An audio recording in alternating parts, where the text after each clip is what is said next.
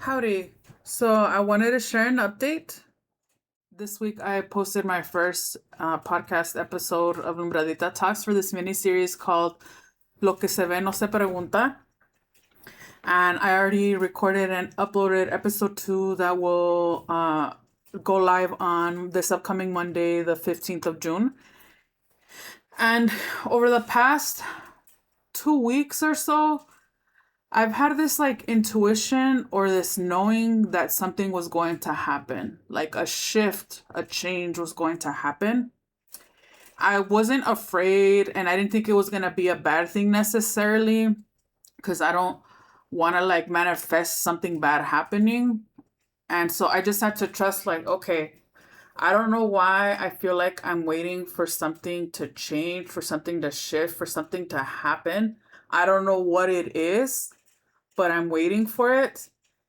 And I just have to trust that everything will be okay no matter what that change or shift is. Mind you, I have a lot of anxiety. And what I've learned by sitting still with myself is that in the past, when I have disregarded my intuition, it has become anxiety. It has become this like paralyzing fear. And so over time, I have started to really understand when I'm just having this knowing, this intuition that something's about to happen, and just have this faith that everything's going to be okay. And so, what have I been doing since I've had this shift? Well, I made some pottery and I dropped it off to get fired. I purged some clothing from my closet. I've been watering my plants.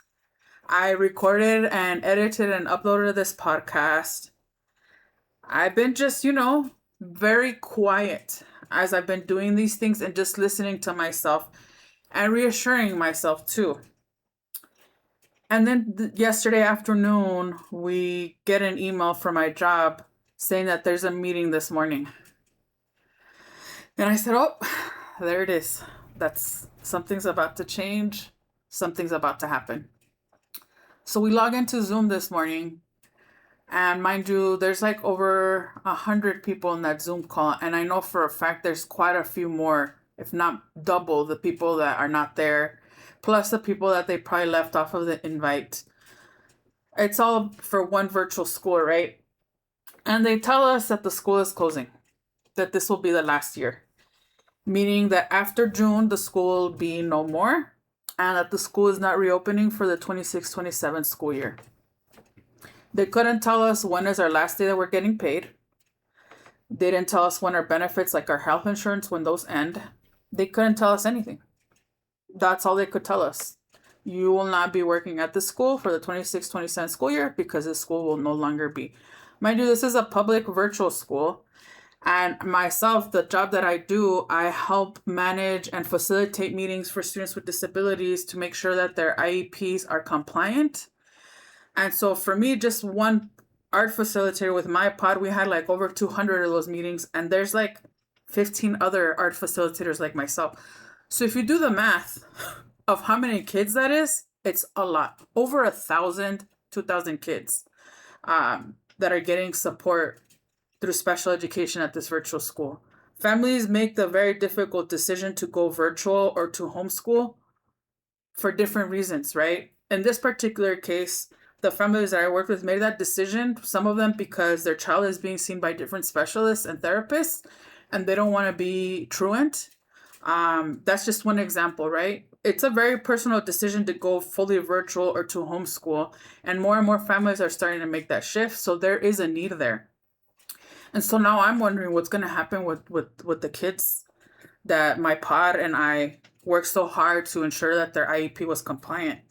And then, of course, comes the question of, well, what's going to happen to me?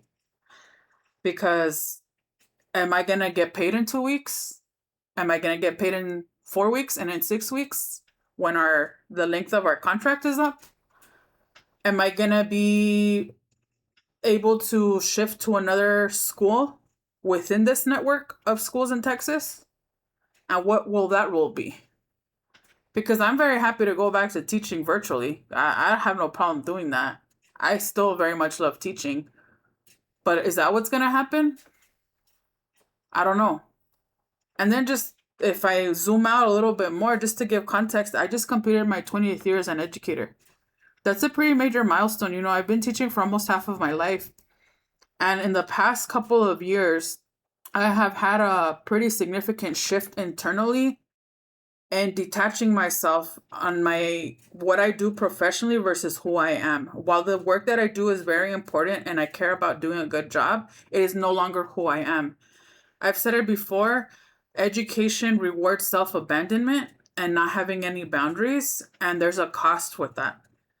For me, it was my health in all aspects. And so I've had to really have this separation of while I'm working, I'm going to do a good job. But internally, I'm upholding better boundaries so that I don't compromise my health the way that I have. So in the past year and a half, I have worked at 3 different schools with 3 distinct roles under special education. One was a brick and mortar. They announced that they were going to be closing that school.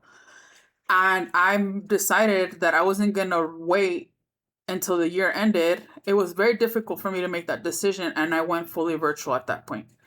Then I'm working at this virtual school, and then they tell us that they're restructuring, and then fast forward a few months later, they did end up closing that school. So that's not 2 schools that I've worked at that have closed.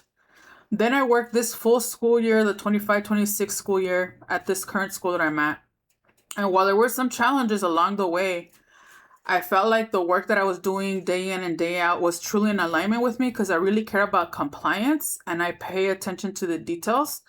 And I felt like I was in alignment, you know, like for me, just as a side note, like me being autistic, I care about things being done right. I don't care necessarily about being right, but I do care about things being done correctly and following the guidelines that we have to ensure that we're not denying students their educational rights and that we're ensuring that students with disabilities have the appropriate supports that they need, right? So I felt like I was on the right track professionally with work that mattered to me while also upholding these internal boundaries. Then we get pulled into this meeting today and they tell us the school is closing. So that's already 3 schools that I've worked at in a year and a half that have closed here in the state of Texas. That's a lot to process. I don't know if it's useful for me to waste my energy trying to make sense of it. I think what I'm doing now is just me really thinking about what are my next steps because it is just me and my baby dog and I have to pay rent in 2 weeks. I have to make ends meet and I feel that like at the end of the day, even though it's a huge blow, I don't know why, like yes, I'm having this initial shock. I just have this belief that everything's gonna work out, that everything's gonna be okay. I don't know what it's gonna look like, and I'm not gonna just sit here and passively wait for things to happen. But I just have to trust and I just have to believe that everything is going to be okay because it has been before. I have had to overcome very, very difficult things before. And I have to trust that I will be okay this time around too. Now, mind you, I choose to be here every day. Every day it's a choice to be here. And every day I remind myself that my existence matters and that there's a purpose for me to be here. And I just have to be in alignment with my values every day. And so that's what I'm leaning on. You know, I'm going to keep making my pottery. I'm going to keep recording and uploading my podcast because I have found a lot of enjoyment in getting back into editing. Even if I just have this editing software that comes with my laptop, I'm still making the best of it. And I'm really trusting now that my intuition doesn't fail me. And really, I'm really thinking about how I am seeing myself differently now and really empowering myself and knowing my intuition is a strength of mine and that for a very long time I denied that. And that's why the depression and the anxiety came in. But now that I'm leaning into understanding and knowing that side of myself that I am a very intuitive person, I am a very perceptive person. It's not having grandiose thoughts, it's just knowing like I have had a lot of lived experience and I need to trust myself more. I think that's what I'm coming out of all of this with. One of the biggest takeaways is that I trust myself a lot more now than I ever have. And even though it's understandably overwhelming, you know, for anybody to be facing unemployment in the current climate that we're in, I just have to trust. I just have to trust and I just have to believe. I have to be diligent. I have to be faithful. And that's all I can do. So on Monday, there will be a new episode of Lo que se ve no se pregunta. It will be part 2. And I look forward to continuing to connect. Thank you so much for being here.